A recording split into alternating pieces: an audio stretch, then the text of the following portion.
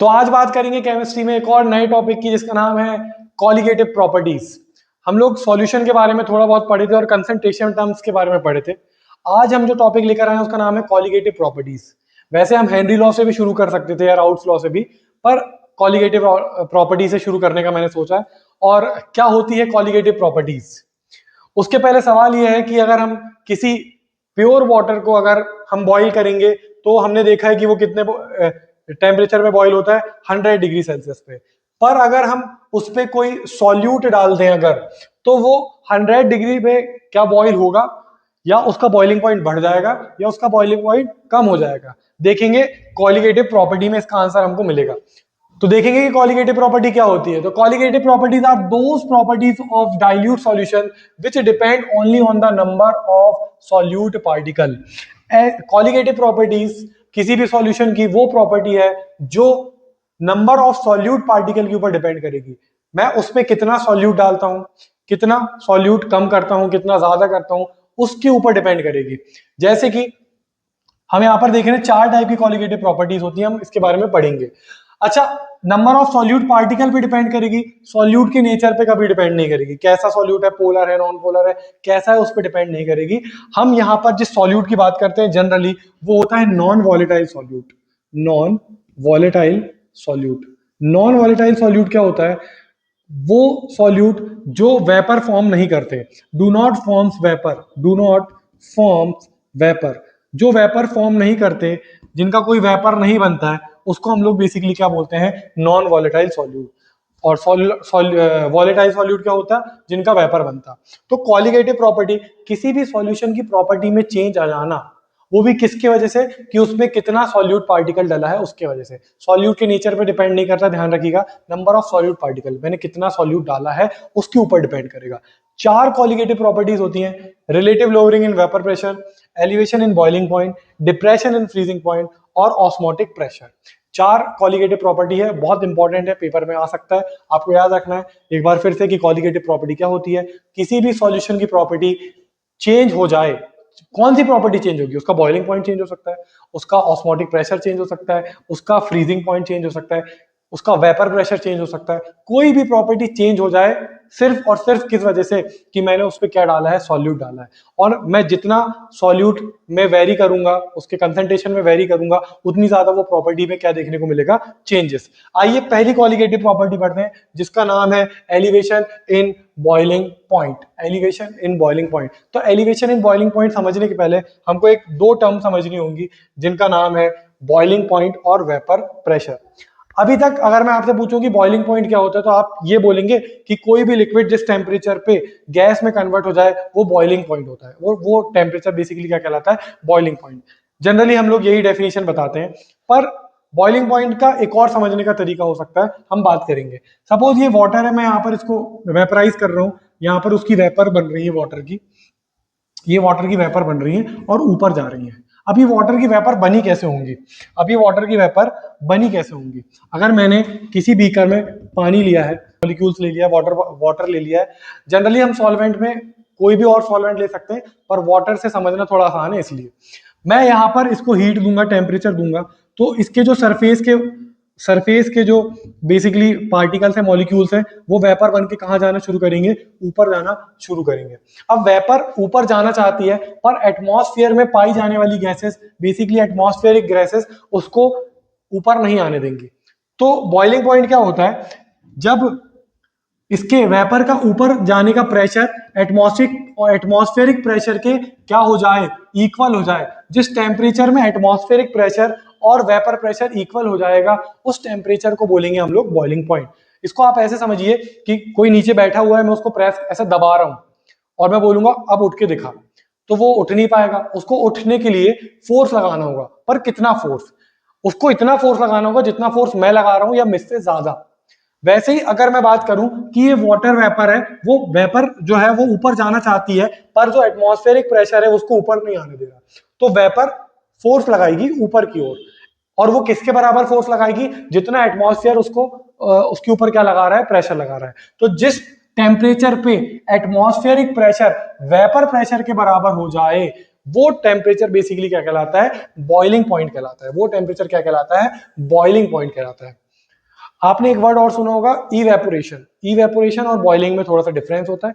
Evaporation एक escaping tendency है किसी भी लिक्विड की, उसमें आपको 100 डिग्री सेल्सियस नहीं देना होता है। आप उसमें क्या होता है, सपोज कहीं आपने जमीन पर पानी डाला है, वो थोड़ी देर के बाद वेपर बनकर उड़ जाएगा। उसका रीजन ये है कि जो आसपास के एटमॉस्फेयर से वो हीट लेता है और वो हीट लेकर धीरे धीरे धीरे वाटर किस में कन्वर्ट होने लगता है, वेपर पे, और धीरे धीरे वेपर बन जाता है। वो बॉइलिंग पॉइंट नहीं है, वो एस्केपिंग टेंडेंसी है पानी के भागने की, उस मॉलिक्यूल्स के वहां से एस्केप करने की टेंडेंसी है। एटमॉस्फेयर से वो क्या लेता है, धीरे धीरे धीरे धीरे एनर्जी लेता है और लिक्विड से गैस में कन्वर्ट होने लगता है। वहीं अगर मैं बॉइलिंग पॉइंट की बात करूं, ये एक सर्टेन टेम्परेचर पे होता है। जैसे अगर मैं वाटर की बात करूं तो वाटर 100 डिग्री पे बॉइल होता है। अब क्या हर जगह वाटर 100 डिग्री पे बॉइल हो रहा होगा? नहीं, डिपेंड करता है एटमॉस्फेरिक प्रेशर कितना है। तो हम लोग स्टैंडर्ड कंडीशन में अगर सी लेवल से मानेंगे, सी लेवल से हम लोगों ने देखा है कि अगर ये सी लेवल है, हम सी लेवल के पास है, ये माउंटेन है, मान लो ये सी है, तो ये सी जो है, सी लेवल के पास अगर मैं पानी को बॉइल करूंगा तो जनरली जो पानी है वो 100 डिग्री पे बॉइल होगा। लेकिन अगर मैं वही पानी को पहाड़ों पे ले जाकर बॉइल करूंगा तो वो 100 डिग्री पे बॉइल नहीं होगा, क्योंकि ऊपर पहाड़ों पे प्रेशर जो है, एटमॉस्फेरिक प्रेशर, वो कम है। वहीं अगर देखा जाए सी लेवल पे एटमॉस्फेरिक प्रेशर कैसा है, ज्यादा है। तो यहाँ से ज्यादा टेम्परेचर देना पड़ेगा वाटर को वेपर बनाने के लिए, लेकिन यहाँ पर कम टेम्परेचर पे काम हो जाएगा। तो आपने कुछ वीडियोस भी देखा होगा और ऐसे कुछ सवाल भी देखे होंगे कि मैं जल्दी खाना कहाँ पर पकेगा, हायर एल्टीट्यूड में या लोअर एल्टीट्यूड में? तो इसका जवाब यह है कि लोअर एल्टीट्यूड में। रीजन क्या है कि लोअर एल्टीट्यूड में ज्यादा टेम्परेचर लगेगा वाटर को वेपर में कन्वर्ट करने के लिए, तो टेम्परेचर ज्यादा होगा तो खाना जल्दी पकेगा। लेकिन यहाँ पर कम टेम्परेचर में, सपोज यहाँ पर 100 डिग्री में बॉईल हो जा रहा है, तो ये 95 में भी हो सकता है, 97 में भी हो सकता है। तो कम टेम्परेचर, कम हीट मिलेगी तो खाना लेट पकेगा, इसलिए खाना लोअर एल्टीट्यूड में बहुत जल्दी पक जाता है। तो ये था बॉइलिंग पॉइंट का कॉन्सेप्ट। अगर हम बात करें वेपर प्रेशर की, तो वेपर प्रेशर क्या होती है कि अगर कोई भी लिक्विड है, उसकी वेपर्स ऊपर जा रही है और मैं इसको यहाँ से ढक दूं, तो ये इक्विलिब्रियम में जाएगा। क्यों? कि ये जो ऊपर वेपर गई है वो इकट्ठा होकर वापस कंडेंस होकर कहाँ आएंगी, नीचे, और नीचे से वापस कहाँ जा रही है वेपर, ऊपर। तो एक इक्विलिब्रियम में जाएगा। तो जितने पार्टिकल ऊपर जा रहे हैं उतने पार्टिकल कहाँ पर आने लगेंगे, नीचे। तो ये जो ऊपर ठंडी कंडेंसेशन हुआ, वेपर का कंडेंसेशन हुआ, वेपर ठंडी हुई, तो वो वापस क्या लगाना शुरू करेगी, प्रेशर। और वही प्रेशर वेपर का क्या कहलाएगा, वेपर प्रेशर कहलाएगा, है ना। तो अब हम बात करेंगे एलिवेशन एंड बॉइलिंग पॉइंट क्या कहता है। अगर मैं यहाँ पर एक एग्जांपल से बात करूं, तो मैंने यहाँ पर ये देखिएगा आप, इस पे मैंने सिर्फ वाटर के मॉलिक्यूल्स लिया, सिर्फ वाटर लिया, ये वाटर के मॉलिक्यूल्स हैं। मैं इनको गर्म करूंगा, एक सर्टेन टेम्परेचर में वेपर प्रेशर और एटमॉस्फेरिक प्रेशर क्या हो जाएगा, इक्वल हो जाएगा। एक सर्टेन टेम्परेचर पे वेपर प्रेशर और एटमॉस्फेरिक प्रेशर क्या हो जाएगा, सेम हो जाएगा, ठीक है। और उस टेम्परेचर को हम लोग क्या बोलेंगे, बॉइलिंग पॉइंट। अब वाटर वेपर बनकर ऊपर जा रहा है। अब मैं उसमें क्या करूंगा, मैंने उसमें डाल दिया शुगर। शुगर एक नॉन वॉलेटाइल सॉल्यूट है, वो वेपर नहीं बनाना चाहता। अब अगर मैंने उसको वहां पर डाल दिया, तो ये ग्रीन वाले जो आप देख पा रहे हैं, ये शुगर के मॉलिक्यूल्स हैं। अब शुगर के मॉलिक्यूल वेपर नहीं बनाना चाहते, पर वाटर के मॉलिक्यूल वेपर बनाना चाहते हैं, तो वो उसके रास्ते पे आ जाएंगे बेसिकली।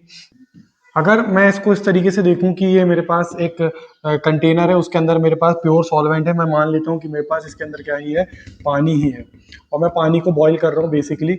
और पानी कितने में बॉईल हो रहा है, सी लेवल पर, जहां पर एटमॉस्फेरिक प्रेशर कितना है, 180 m है। तो पानी कितने में बॉईल हो रहा होगा, बेसिकली 100 डिग्री सेल्सियस में।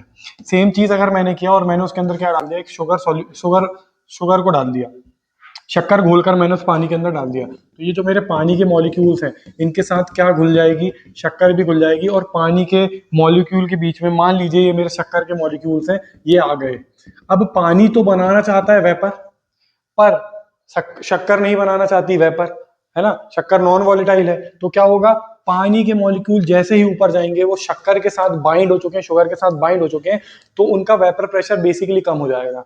अब वेपर कम बनना शुरू होंगी, तो ज्यादा वेपर बनाने के लिए वाटर को टेम्परेचर ज्यादा देना पड़ेगा, ज्यादा हीट एब्जॉर्ब करनी पड़ेगी। तो अब जो वाटर 100 डिग्री में बॉईल हो रहा था, अब वो 100 से ज्यादा में होगा। सपोज मान लीजिए 102 में बॉईल हो रहा है, 100 से ज्यादा में होगा, क्योंकि शुगर के पार्टिकल अब पानी के मॉलिक्यूल को ऊपर नहीं जाने दे रहे हैं, वेपर नहीं बनाने दे रहे हैं, उनको ज्यादा टेम्परेचर की जरूरत है, ठीक है, वो ऊपर नहीं जा पा रहे हैं। अब वेपर प्रेशर कम हो गया, इसका मतलब बॉइलिंग पॉइंट क्या हो गया होगा, बढ़ गया होगा। आपको ये बात भी ध्यान रखनी पड़ेगी कि वेपर प्रेशर जो होगा वो इनवर्सली प्रोपोर्शनल होगा किसके, बॉइलिंग पॉइंट के। कि अगर आपका बॉइलिंग पॉइंट ज्यादा है, इसका मतलब वेपर कम बनेगी, और वेपर कम बनेगी तो वेपर प्रेशर भी क्या हो जाएगा, कम हो जाएगा। अगर मैं इसकी बात करूं तो अगर ये पहले मान लो सपोज T1 टेम्परेचर में बॉईल हो रहा था, तो अभी कितने टेम्परेचर में बॉईल होगा, T2 टेम्परेचर में बॉईल होगा। तो अगर मैं चेंज इन टेम्परेचर की बात करूंगा, चेंज इन बॉइलिंग पॉइंट की बात करूंगा, तो वो मैं कैसे निकालूंगा, फाइनल माइनस इनिशियल,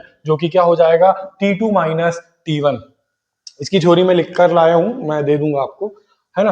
और अगर मैं बोलूं कि ये जो चेंज इन टेम्परेचर है या चेंज इन बॉइलिंग पॉइंट है वो किसके ऊपर डिपेंड करता है, तो हम लोग पढ़ रहे हैं कॉलिगेटिव प्रॉपर्टी, इस बात पे डिपेंड करता है कि मैंने इस सॉल्यूशन में शक्कर कितनी डाला है। अगर मैंने 1 ग्राम 2 ग्राम शक्कर डाला है तो बॉइलिंग पॉइंट में कम चेंज आएगा, लेकिन वहीं अगर मैं 10 ग्राम 50 ग्राम ज्यादा शुगर डालूं तो ज्यादा चेंज देखने को मिलेगा, क्योंकि ये कॉलिगेटिव प्रॉपर्टी किसके ऊपर डिपेंड करती है, नंबर ऑफ सॉल्यूट पार्टिकल्स के ऊपर।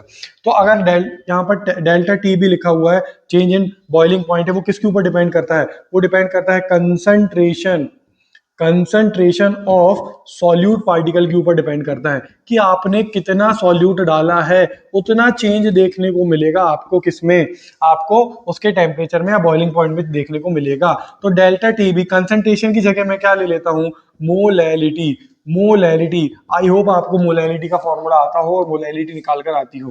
डेल्टा टी बी, अगर मैं यहाँ पर कांस्टेंट लगाऊंगा तो मैं कांस्टेंट लिख रहा हूं के बी, इसको एलिवेशन कांस्टेंट भी बोलते हैं या फिर मोलर एलिवेशन कांस्टेंट भी बोलते हैं, इसके बारे में हम बात करेंगे।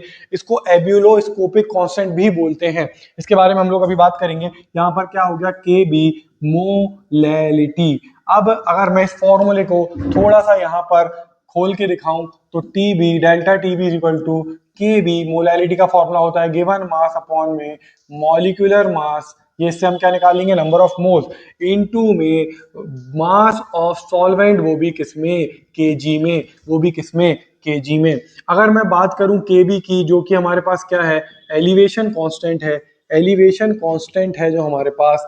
अगर हम केबी की एसआई यूनिट की बात करेंगे, एसआई यूनिट की बात करेंगे, यहां पर मैं केबी की एसआई यूनिट की बात करूंगा तो ध्यान दीजिएगा केबी यहीं रह जाएगा, केबी यहीं रह जाएगा, मोलैलिटी उधर चला जाएगा। तो डेल डेल टीबी मतलब टेम्परेचर हम निकालते हैं किसमें, केल्विन में, और मोलैलिटी का क्या होता है, केजी। मोलैलिटी की एसआई यूनिट क्या होती है, मोल पर केजी। जब ये उधर जाएगा तो हो जाएगा केल्विन केजी पर मोल, केल्विन केजी पर मोल। इसके बारे में बात करते हैं हम लोग कि ये क्या होता है। एलिवेशन इन बॉइलिंग पॉइंट मैंने आपको बता दिया कि एक solute, number of solute particle जैसे ही मैं बढ़ाते जाऊंगा वैसे ही टेम्परेचर में ज्यादा चेंजेस देखने को मिलेंगे, और जितना ज्यादा सॉल्यूट पार्टिकल उतना ज्यादा टेम्परेचर में क्या चेंज। अगर मैं बात करूं, इसको देखिए यहाँ पर लिखा है एब्यूलियोस्कोपिक कांस्टेंट भी बोलते हैं, एब्यूलोस्कोपिक कांस्टेंट भी बोलते हैं, और इसको हम लोग मोलर एलिवेशन कांस्टेंट भी बोलते हैं। हम लोग क्या यूज करते हैं, कूलेंट। कूलेंट हम इस तरीके से mixture of water and ethylene glycol, ethylene glycol और वाटर का एक मिक्सचर है जो हम यूज करते हैं as a coolant in car, ठीक है। This prevent the coolant from boiling even at high engine temperature and protects the engine for over heating. अगर मैं पानी यूज करूंगा तो वो बहुत जल्दी बॉयल हो जाएगा, तो बहुत जल्दी जो टेम्परेचर है इंजन का वो बढ़ सकता है, इस वजह से हम उसमें भी क्या यूज करते हैं, कूलेंट यूज करते हैं। कुकिंग में भी आपने देखा है कि हम लोग जब भी हम पानी में शुगर डालेंगे या कुछ और चीज डालेंगे तो उससे उसका बॉइलिंग पॉइंट बढ़ जाएगा, जिस वजह से वो ज्यादा हीट एब्जॉर्ब करेगा, खाना जल्दी पकेगा, है ना। ऐसे कुछ इंडस्ट्रियल बॉयलर्स में भी यूज करते हैं। सी वाटर में भी आपने देखा उसमें नमक होता है, वो बहुत देर से बॉईल होता है, hence the boiling point of the sea water is higher than that pure water, क्योंकि उसके अंदर बहुत सारे सॉल्ट्स हैं जो वेपर नहीं बनाते हैं, ठीक है।